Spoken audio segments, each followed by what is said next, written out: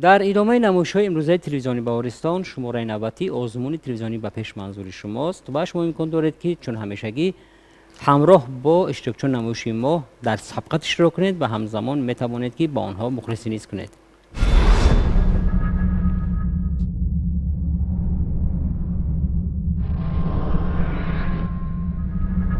قاعده نمایش امروزه ما نیز به تغییرند، یعنی طوری میبینید ما 4 رهرو داریم و در 4 رهرو 4 نفر میتوانند که شرکت ورزند، دور به دور به سوالهای ما جواب گردانند و البته شاید نفر غالبی نمایش گردد. ولی البته غالبی نمایشی ما بودن این نسبی است، زیرا ما مقصد ما است که با وسیله اشتراکچیانی که امروز در استودیو هستند با بینندگان سوال پیشنهاد کنیم و آنها نیز توانند که دانش، مهارت، ملکه و ذوق و جهانبینی خود را سنجند. طبقاً انا به نفری که با سوال آخرین نمایش ما جواب درست میگرداند ما راهخط داریم با یکی از کورس‌های آموزشی مرکز تعلیمی قلم که در مرکز تعلیمی قلم آموزش از تمام فن‌های تعلیمی به همزمان آموختن زبان‌های گوناگون خارجی نیز در نظر است. یعنی یک نفر شاید امکان یابد که با واسطه نمایش ما راهخط گیرد و تواند که جهت زبان آموزی و جهت دانش اندوزی اندکی برایش مدد شود. در اول خواهش میکنم که نفرانی که همراه ما در استودیو هستند اول خود را معرفی کنند، درباره خود حرف زنند، به چه کار مشغول میشوند، در کجا تحصیل میکنند، چی شغل دوست داشته دارند، در آینده چی نقشه دارند و غیره و ها کذا. مرحمت. من سعیدова فرشته خواننده صنف ده ای مؤسسه تحصیلات میانه عمومی رقم 23 ناحیه شاه منصور شهر دوشنبه می باشم.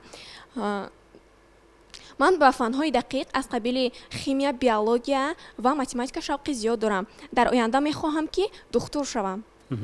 خیلی خوب. مرحمت. شما؟ من شکور خیردین خواننده صنف دهم ای مؤسسه تحصیلات میانه رقم 25 به نام عبید رجب. من با فن‌های دقیق شوق و رغبت دارم، یعنی شیمی، بیولوژی، الگبرا و در آینده می‌خواهم که به دانشگاه طبی داخل شوم. من علیزاده صبرینه خواننده صنف 9 مؤسسه تحصیلات میانه عمومی رقم 131 شهر وحدت می باشم. من فن بیولوژی را بیشتر دوست می دارم و در وقت خالیگی به دوزندگی مشغول هستم. بسیار خوب. من سعید فرزاد خواننده مؤسسه تحصیلات میانه عمومی رقم 6 ناحیه بخش جماعت کیرفی 1 می باشم. شغل دوست داشتن فوتبال می باشد و بسیارتر با ادبیات‌های جهان نیز سر و کار دارم. کتاب بدی میخوانید؟ کتاب بدی میخوانم. کتاب دوست داشته‌تان است؟ بله، شاهزاده و گدا اثر مارک توین. بله. خوب، ما در جریان نمایش باز با شما از نزدیکتر شناس میشویم، چون همیشگی در نزد شما 4 راهرو است. در 4 راهرو 4 سوال است. سوال‌های قسمت اولی ما واریانت دارند، 4 واریانت دارند و وابسته به 4 رنگی در نزد شما بوده. یعنی جواب اول رنگی کبود است، جواب دوم رنگی سبز است، طوری میبینید، جواب سوم رنگی زرد است و جواب چهارم رنگی سرخ. یعنی اگر من 4 واریانت جواب نمبر کردم، پس دانید که اول کبود، دوم سبز، سوم زرد و چهارم سرخ است. فهم است؟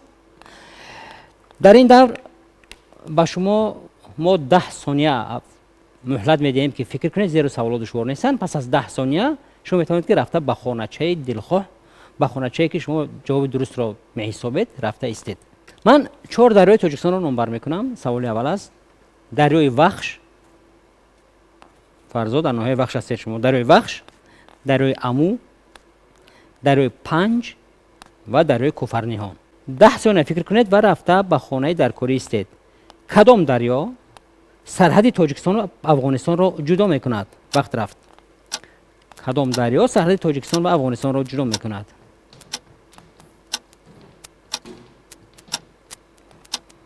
وقت به انجام رسید. همه در یک خانه‌چه، در خانه‌چه زرد برای چی؟ فرشته؟ برای آن که دریای 5 سرحد تاجیکستان و افغانستان را جدا میکند. وخش چی؟ وخش نه. نه. امو دریا چی؟ نه. کوفرنیهان چی؟ نه. خوب. مرحمت، جواب درست. جواب شما درست است. مرحمت، به حالت اوله برمیگردیم. در صورتی با سوال دومی ما همین گونه جواب درست گرداندن شما، ما الکی با سوال سوم احتیاج نمیموند. ما شما را شاید دعوت کنیم به دوره دیگر. من 4 نویسنده معاصر رو نامبر میکنم: улуғзода ساتیم улуғзода، صدرالدین عینی، جلال اکرامی و عبدالسلام دهاتی. سوال: مؤلف اثر تاریخی قهرمان خلق تاجیک تیمور ملیک کیست؟ улуғзода، عینی، اکرامی، دهاتی. وقت رفت. 10 ثانیه میتونید فکر کنید. улуғзода، عینی، اکرامی و دهاتی.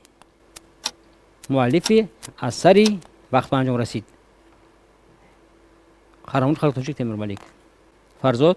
اثر قهرمان خلق تاجیک تیمور ملیک این با قلم استاد عینی تعلق دارد. خوندگی هستید؟ نه متاسفانه. نخوندید. مرا جواب درست. مرا من شما رو به زینه دوم دعوت میکنم. این ادامه آزمون تلویزیونی به پیش است و تبر میبینید. امروز اشتراکچیان ما از شهر ناحیه گوناگون هستند، یعنی 2 نفر از شهر دوشنبه، 1 نفر از شهر وحدت و 1 نفر از ناحیه وخش ولایت ختلان. در این دور به شما ما 20 ثانیه برای فکر کردن مهلت میدهیم. یعنی هر سوال 20 ثانیه شما امکان دارید که به هر سوال فکر کنید، خلاصه برآوری کنید و سپس به سوال جواب درست گردانید. در این دور به شما از فن‌های تعلیمی سوال داده می شود. فن‌های تعلیمی. سر میکنیم از فرشته. فرشته تربوز و خربوزه رو میدونید شما؟ بله. کدومش دوست می‌داره، تربوز یا خربوزه؟ تربوز رو. تربوز، خربوزه رو نه. نه. سوال: جای پرورش تربوز و خربوزه را چی مینامند؟ 20 ثانیه وقت. جای پرورش تربوز و خربوزه را چی مینامند؟ سوال فقط به فرشته است.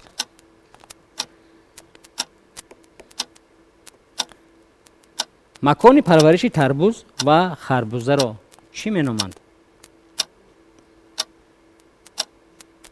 وقت به انجام رسید فرشته. مرامت من جواب شما رو. پرورش تربوز و خربوزه رو پولز میکنند. پولز مینامند. انیق؟ بله. دیگر برای نیست؟ نه. در باغ نمیشود. میشود بله.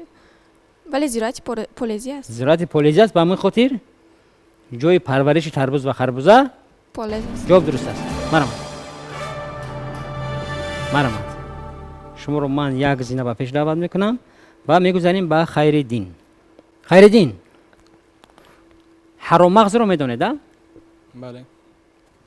میدونید حرام مغز رو. سوال چنین است: حرام مغز در کجا جایگیر شده است؟ 20 ثانیه وقت فکر کنید. حرام مغز در کجا؟ اگر تونید مرا جواب دهید.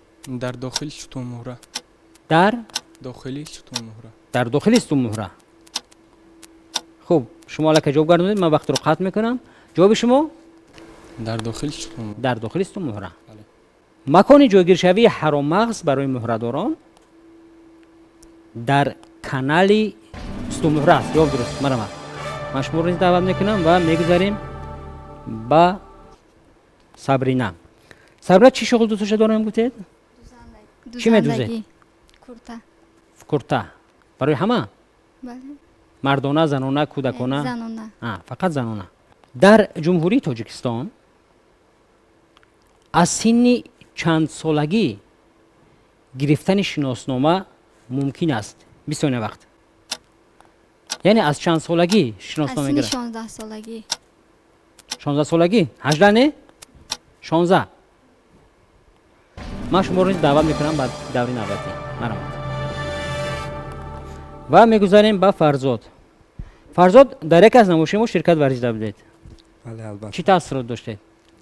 من خواستم که این بار هم نیز آمده سویه دانش خود را سنجم و این کرد باشد. من آمادگی آن خدر ندیدم، فقط آمادگی به آزمون جمهوری فروغ دانایی یعنی دور ولایتی و همون اثرهای ادبیات جهان بسیارتر سر در نمینه ادبیات جهانی چند کتاب خونده؟ 53 تا شد بفکرم روی خط. از ادبیات جهان 53 تا خونده؟ بله. کدام نویسندگان و کدام شاعران جهانی؟ مارک توین، دانیل دفو، کیپلینگ، جوزف ردریات، آنتون پالی چخوف و بسیارتر ترجمه شده های پلات تولیست. ادبیات جهان یکی از بخش های مرکبی آزمون فروغ دانایی این ادبیات جهان است. خب ما در این давр аз адабиёти ҷаҳон мо савол надорем. мутаассифона барои шумо.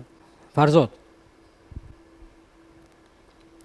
онҳо дар алифбои забони тоҷикӣ ҳамагӣ 6 тоанд. сухан дар бораи чӣ меравад? 20 вақт. Садануко. дар бораи Садануко. ман шуморо низ ба қатори дигарон даъват мекунам ба даври навбатӣ. марамат.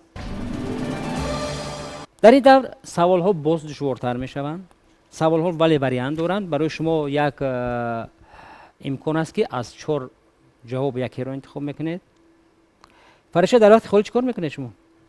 китобҳо аз адабиёти ҷаҳон, аз адибони рус, ки фарз кардем аз Михаил Юрьевич Лермонтов. лермонтов.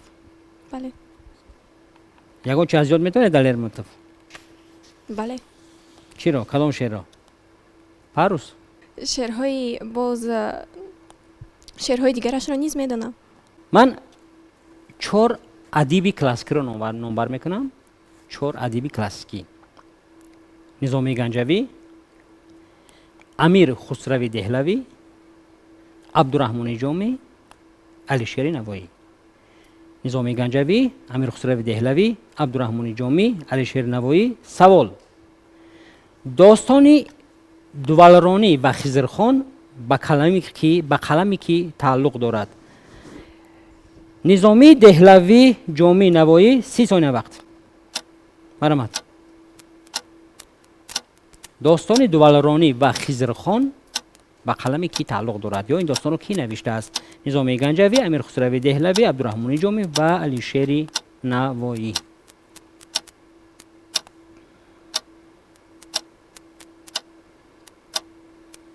фурсат доред фикр кунед.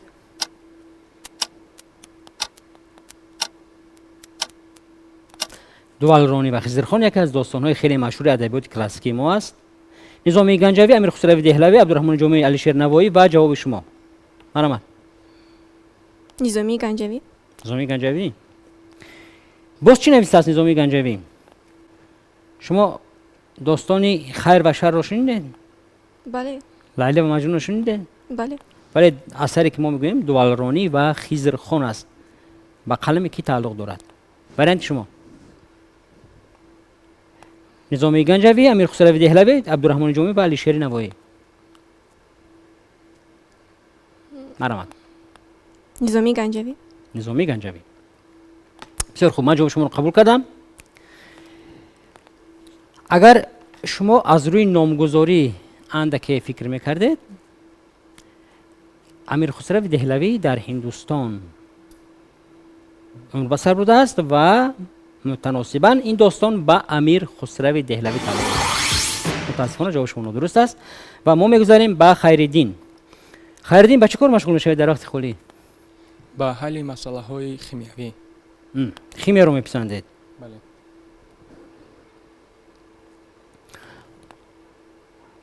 дар бораи сайёраҳои низоми офтобӣ маълумот доред? не. тамоман. ман 4 сайёраи низоми офтобиро номбар мекунам. зуҳра, яъне Венера, замин, зуҳал, сатурн ва миррих, марс. зуҳра, замин, зуҳал, миррих. ба хотир гиред, сатҳи кадоме аз сайёраҳои низоми офтобӣ, зуҳра, замин, зуҳал ва миррих аз дигаронаш дида гармтар аст? 30 сония вақт. зуҳра, замин, зуҳал, миррих. сатҳи кадоме аз ин сайёраҳо гармтар аст?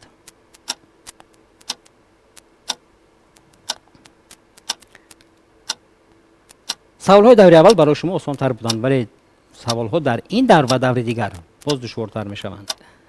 зуҳра, замин, зуҳал, миррих сатҳи яке аз сайёраҳо назар ба дигар сайёраҳо гармтар аст. ин 4 сайёраи низоми офтобӣ ҳастанд. вақт барои шумо ба анҷом расид, вақти фикр кардан ва ман интизори ҷавоби шумо. Хайриддин? фикри ман ин зуҳал мебошад. зуҳал мебошад ё зуҳра? зуҳал. зуҳал мебошад. зуҳра не? не. замин не? замин аз зуҳал хунуктар аст ё гармтар аст? чӣ хел аст? ба фикри ман гармтар аст. гармтар аст. ولی سطح کدام این سیاره ها از دیگر سیاره دیگه گرمتر است؟ زهره، زمین، زحل، مریخ. وارنت آخر شما زحل. من قبول کردم. شما باید که ترتیب جایگیر شوی سیاره ها رو به حساب میگرفتید. زحل نظر به زمین، مریخ و زهره دورتر جایگیر شده است. سیاره که بعد از زمین می آید سیاره مریخ است و سیاره که پیش از زمین جایگیر شده است این سیاره زهره است. پس سیاره گرمترین که روزانه حرارت اون به 480 درجه گرمی می رسد این سیاره زهره است. میگذاریم به سابرینا. سابرینا شما با کدام فن توجه دارید؟ بیولوژی. بسیار خوب. من 4 عالم را نمبر میکنم. چارلز داروین، دیمیتری ایوانوفسکی، ژان باتیست لامارک و میخائیل لومونوسوف. داروین، ایوانوفسکی، لامارک، لومونوسوف. سوال به شما. کی را کشف ویروس ها مینامند یا ساده‌تر کرده گوییم ویروس ها را کدام از این عالمان کشف کردند؟ داروین، ایوانوفسکی، لامارک، لومونوسوف. وقت رفت. 30 ثانیه. کی اولین شده ویروس ها را کشف کرد؟ داروین، ایوانوفسکی، لامارک، لومونوسوف. چارلز داروین، دیمیتری ایوانوفسکی، ژان باتیست لامارک و میخائیل لومونوسوف. اگر دونید مرحمت و حالا فرصتی فکر کردن دارید شما. این سوال از فن بیولوژی است. از یکون فن دیگر نیست. وقت شما به انجام رسید. سابرینا جواب شما. چارلز داروین، ایوانوفسکی، لامارک، لومونوسوف. مرحمت. وارنت سیم که لامارک تخمین گفتید ها؟ بله. عمیق نمیدونید. نه. خوب. شما گفتید که فن بیولوژی را دوست می‌دارید و سوال نوبتی با شما موافق بود. یکی از این عالمان چارلز داروین، ایوانوفسکی، لامارک و لومونوسوف را میگویند که اولین شده ویروس ها را کشف کرد و این عالم روس دیمیتری ایوانوفسکی. جواب شما هم درست است. روبینزون کروزو خواندید؟ بله. عمیق. سوال 19 28 35 50. سوال با شما چنین است. روبینزون کروزو در جزیره به آدم چند سال زندگی کرد؟ 30 ثانیه وقت. روبینزون کروزو در جزیره به آدم چند سال زندگی کرد؟ 19 سال، 28 سال، 35 سال و 50 سال. سوال از ادبیات جهان.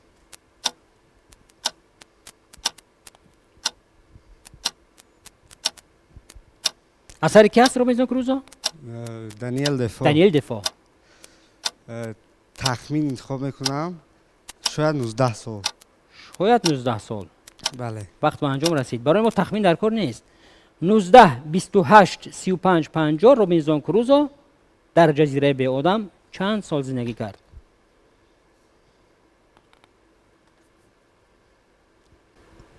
وارنت نهایی 28 سال. 28 سال. بله. خوب. وارنت نهایی 28 سال. روبینزون کروزو در جزیره به آدم 50 سال زندگی نکرد. زیرا که 50 رقم خیلی زیاد است. باید 19 سال هم نبود. روبینزون کروزو در جزیره به آدم 28 سال زندگی کرد. مرحمت. من شما رو دعوت میکنم به خانه سرخ. فرشته سوال با شما باز وریان دارد. شما با گیوگرافی توجه دارید؟ بله. دارید. برای آسان کردن حساب وقت در کره زمین 24 منطقه ساعتی جدا شده است که آنها را در علم گیوگرافیا چی مینامند؟ وریانت ها: وقت نیم کره ها، وقت ارضی، وقت شبانه روزی، وقت منطقوی. 30 ثانیه وقت. وقت نیم کره ها، وقت ارضی، وقت شبانه روزی، وقت منطقوی. یعنی برای آسان کردن حساب وقت در تمام کره زمین 24 منطقه ساعتی جدا شده است. ولی همین ترمین یا اصطلاح در علم گیوگرافیا چی است؟ وقت نیم کره ها، вақти арзӣ, вақти шабонарӯзӣ ва вақти минтақавӣ. вақт ба анҷом расид фаришта. ҷавоби шумо. вақти нимкураҳо, вақти арзӣ, вақти шабонарӯзӣ, вақти минтақавӣ. ба фикри ман вақти нимкураҳо. вақти нимкураҳо. чанд нимкура дорад замин? 2 нимкура нимкураи ҷанубӣ ва ва шимолӣ. шимолӣ. вале ин 24 соат 24 минтақаи соатӣ тамоми сатҳи заминро фаро мегирад, ҳам нимкураи ҷанубӣ, ҳам шимолӣ. вақти нимкураҳо, вақти арзӣ, вақти шабонарӯзӣ ва вақти минтақавӣ. ҷавоби шумо. вақти шабонарӯзӣ. вақти шабонарӯзӣ. шабонарӯзӣ. вақти нимкураҳо буд ку? не? варианти ниҳоии шумо. як бор дигар мехонам вариантҳоро. вақти нимкураҳо, вақти арзӣ, вақти шабонарӯзӣ ва вақти минтақавӣ. ҷавоби шумо. вақти шабонарӯзӣ. шабонарӯзӣ. шумо ба ҳозир ба саволи ман аҳамият надодед. вақте ки ман ҳозир такрор кардам, ман то як ибора гуфтам ки тамоми кураи заминро ба 24 минтақаи соатӣ ҷудо мекунанд. пас ин вақти минтақавӣ аст. ман ҳатто дар савол худи ҷавоб буд. хайриддин, ба чӣ шавқ доред шумо? ба алгебра, химия, биология. ба ғайр аз фанҳои таълимӣ ягон шуғл гузошта доред? ягон намуди варзиш бошад, намедонам. Ба гитарзанӣ. ба чӣ? Гитар. навохта метавонед? Меомӯзам. меомӯзед. савол ба шумо аз варзиш аст. аз футбол. доварони бозии футбол то пайдо шудани хуштак чиро истифода мебурданд? вариантҳо: зангула, корт, имои ишора ё садо мекарданд. 30 сония вақт. доварони бозии футбол то пайдо шудани хуштак аз чӣ истифода мебурданд? аз зангула, аз корт, аз имои ишора ба бозингарон ва ё аз садо, яъне бо садои баланд масалан фарз бозиро боз медоштанд. кадомаш? саволи хеле осон аст. агар нафаре ки ба футбол шавқ дорад, шояд Фарзод донад, ман намедонам. лекин Фарзодам намедонад аз рӯи вақт ба анҷом расид. ба фикри ман бо овоз. бо овоз. Бо овоз. ман вариантҳоро бор дигар мехонам. зангула, корт, фаҳмидед корт чӣ аст? имо ишора ё садо. хайриддин. зангула, корт, имо ишора, садо, яке аз инҳоро доварони бозии футбол пеш аз пайдо шудани хуштак истифода мебурданд. варианти шумо? Корт. корт. Бале. садо нашуд. шояд бозингар садоро намефаҳмада, майдони калон Бале.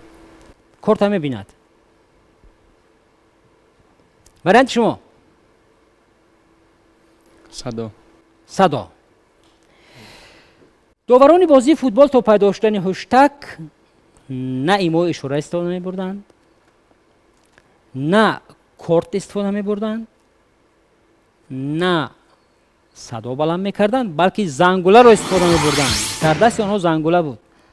сабрина, агар ҳозир шумо ба саволи ҷавоби дуруст гардонед, пас дар даври навбатӣ имкон доред ки бо Фарзод ба як саволи ман ҷавоб гардонед.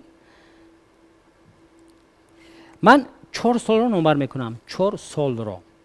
1951, 1959, 1961, 1991. 51, 59, 61, 91.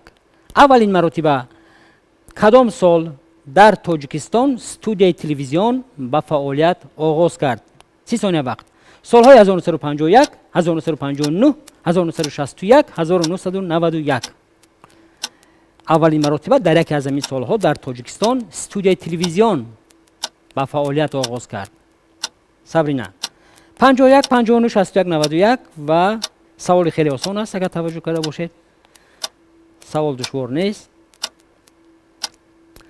аввалин маротиба дар Тоҷикистон кадом сол студияи телевизион ба фаъолият оғоз кард? соли 1961 бошад. 61 یک بار دیگه وریانت ها رو من میخونم. 51 59 61 91. وریانت شما 1959. 59. نه. بله. وریانت شما 59. بله. سال 91 چی گپ بود در تاجیکستان؟ سال استقلالیت. خوب. سال 61 چی گپ است؟ 61. سال 61 سالی است که گگارین به کیهان پرواز کرد. و سال 59 سالی است که اولین مرتبه در تاجیکستان استودیوی تلویزیون به فعالیت آغاز نمود. مرحبا، من شما رو دعوت میکنم همراه با فرزاد در یک زینه. در این دور من به شما مهلت نمیدم، یعنی من یگان مفهوم رو، علامت‌هایش رو از مرکب به ساده نامبر میکنم. شما باید که از روی علامت‌ها یابید که سخن درباره چی میرود. فهم است؟ هر دوی شما فقط این دستگاه را اولی سالهای 20 عصر 20 در ایالات متحده آمریکا ساختند. یکی از دستگاه ها را اولی مرتبه اولی سالهای 20 عصر گذشته در آمریکا ساختند. حالا معلوم نیست فرزاد. آن را شرکت اولینش را استحصال نمود که پیشتر از این میکسر برای آمادن کوکتیل استحصال میکرد. یعنی همین دستگاه را شرکت ساخت که این شرکت از این پیشتر میکسر میساخت. میکسر برای آمادن کوکتیل. معلوم نیست درباره چی میرود؟ یا صبرینا معلوم است؟ نه. وریانت دیگر، در یک مدت کوتاه همین دستگاه خیلی سرخریدار شد. سالهای 30 و 40 عصر گذشته با این دستگاه تکمیل وارد کردن، یعنی نمودهای را ساختن که وای هم سرعت داشت و هم گرم میکرد. سالهای 30 و 40 عصر گذشته نمودهای این دستگاه الکی یعنی کمتر تکمیل یافتند. یعنی همین دستگاه با این دستگاه یک سرعت افزا ضم گردید و همزمان یک تجهیزات گرم دهنده نیز با این اضافه شد. وریانت دیگر، سالهای 60 عصر 20 حجم فروش آن خیلی بالا رفت. در جهان خیلی سرخریدار شد. حالا هم نمیدونید گفت درباره چی است. برای آن در سالهای 60 عصر گذشته این دستگاه سرخریدار شد که برای مردان داشتن موی سر دراز مود شده بود. کی اول نشدن؟ لیکن اگر که شما خود زیر یگان نفر شما خطا جواب دهید، با همین سوال دیگر امکان جواب دادن ندارید. برای آن در سالهای 60 عصر گذشته این دستگاه سرخریدار شد که در همون سالها برای مردان داشتن موی سر دراز مود شده بود. وای با فکرم فن میگن موی سر خشک. با فکر شما فن موی سر خشک. یعنی اسباب موی سر خشک کنی یا فن ها؟ فرزاد، اگر بیان شما نادرست باشد پس به این سوال فقط میتواند که صبرینا جواب دهد. من گفتم که برای آن سالهای 60 عصر گذشته این دستگاه سرخریدار شد که برای مردان داشتن موی سری بلند مود شده بود و این دستگاه فن است. مرحبا.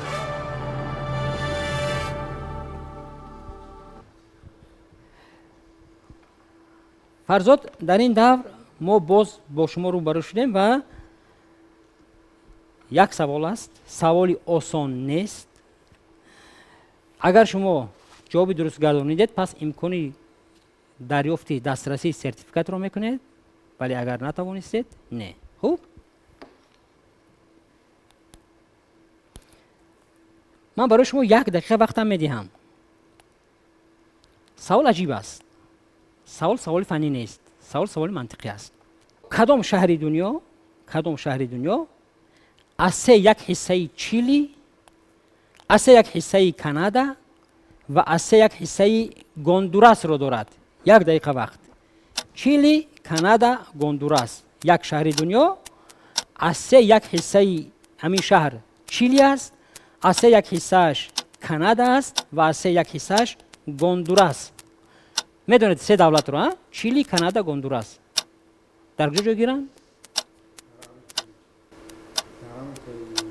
جنوبی. همش. بله. چیلی در آمریکای جنوبی، گوندوراس در آمریکای مرکزی و کانادا در آمریکای شمالی. خوب این مهم نیست که در کجا، لیکن یک شهر دنیا است که از یک حصه آن از چیلی گرفته شده است، از یک حصه آن از کانادا گرفته شده است و از یک حصه آن از گوندوراس گرفته شده است. سوال منطقی است. من گفتم سوال شاید به جغرافی عموما علاقه‌مند باشد، ولی شهر، کدام شهر؟ وقت انجام رسید. یک بار دیگر میگویم از یک حصه کدام شهر دنیا از چیلی گرفته شده است، از یک حصه دیگرش از کانادا و از یک حصه دیگرش گوندوراس. صابرینا، فرشته و خیرالدین اگر شما دانید مرحمت. نمیدونید؟ فرزاد جواب شما. سانتیاگو. سانتیاگو. برای چی؟ سانتیاگو برای که پایتخت چیلی است. نه در چیلی جایگیر است. شهری که من گفتم از یک حصه از چیلی گرفته شده است، از یک حصهش از کانادا و از یک حصهش گوندوراس. خیرالدین میکروفون. بنده شما رو شنویم. ба фикри ман ин бразилия мебошад. شهری برزیلیا. давлат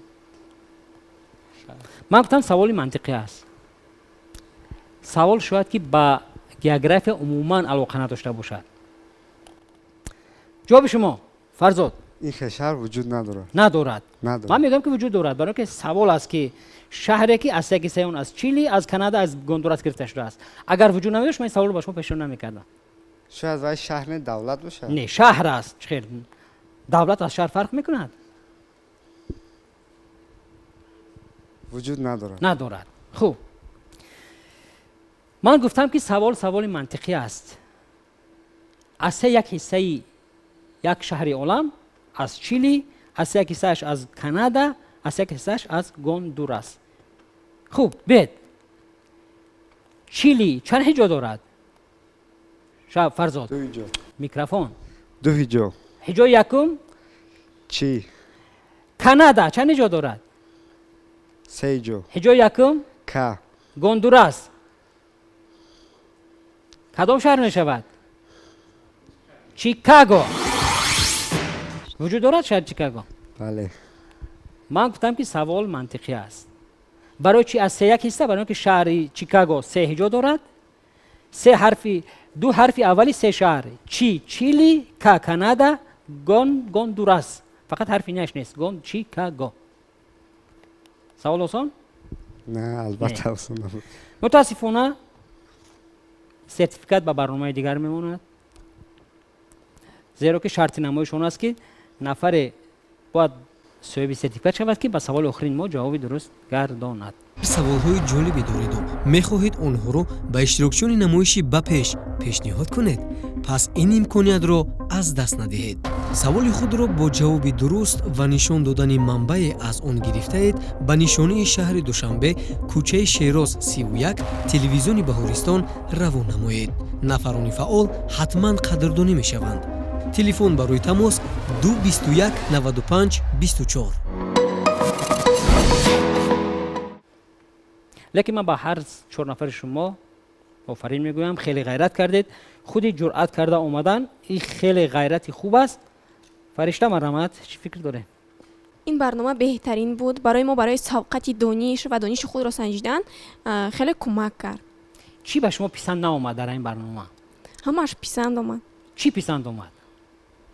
سوال ها پسند آمدند.